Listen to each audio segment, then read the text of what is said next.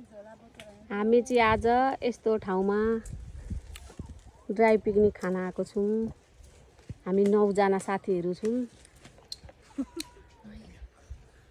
एकदम रमाइलो फर्किन आट्यौं है हामी त।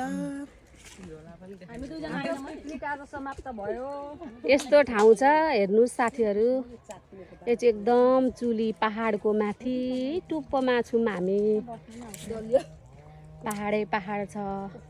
पहाडको ठाउँमा यति ठाउँ छ। बरको रुख छ यहाँ। यस्तो चढेर आउनुपर्छ माथि।